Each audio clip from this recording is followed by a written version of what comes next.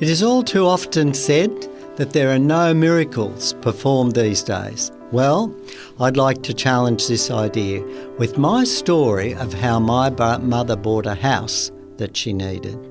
Welcome to Miracles in the 21st Century. I'm Dr. John Ashton.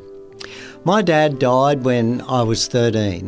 My mum and younger brother constituted our family. And about a decade later, my mother became quite ill, and my younger brother took her for a holiday up to Cairns.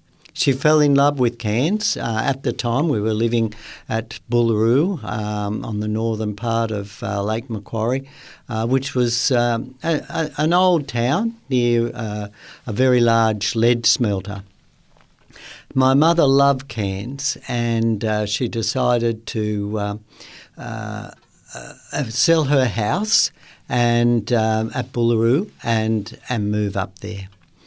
When she arrived, my brother had built a small homemade caravan for her to live in, and my brother and her had moved into this caravan park, and I'd come up to help them at that time. But the first day they were there, a man came and spoke to my mother and said, "Lady, as an older lady, it's no point staying in this caravan park in your caravan because this whole area is going to turn into a quagmire very shortly as the wet season comes. It won't be very suitable to live in." And that really scared my mother. She wondered now what could she do? How could she get a house? And the next day, as she got up, she'd got up early in the morning and had gone off for a walk. And my brother and I woke up a little bit later and found, Mother's gone. And we waited and we waited and we waited. And about 10 o'clock that morning, my mother came home with this story. And what had happened was early in the morning, she decided to go for a walk and pray. And she'd prayed to God that God would somehow help her to buy a house and to find a house to buy. And as she was walking along, we were in the suburb of Masons Beach, a little suburb just north of the airport in Cairns, a little beachside suburb. And this is back in the early 1970s, so it wasn't as developed as it is now. And my mother had gone for a walk, and as she passed a little corner store in the suburb, she felt impressed to go in, and she went in and asked the shopkeeper there if he knew of anyone who was selling a house.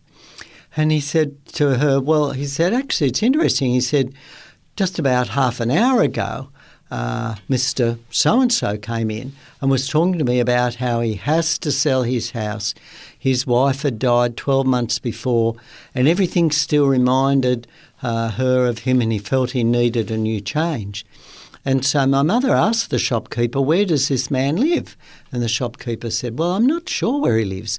But just at that moment, or just a moment or before, a little girl had come into the shop, and she said to my mother, "I know where Mr. So-and-so lives. I go right past his place. I'll take you there."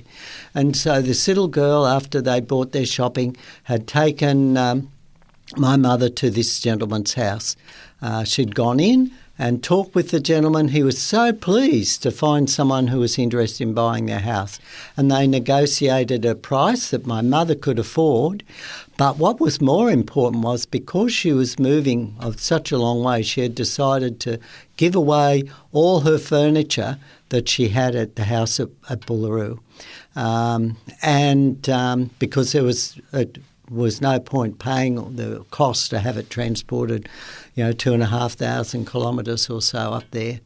And this house was coming fully furnished with a whole lot of new white goods that they'd bought just a couple of years before. New refrigerator, new washing machine, new stove.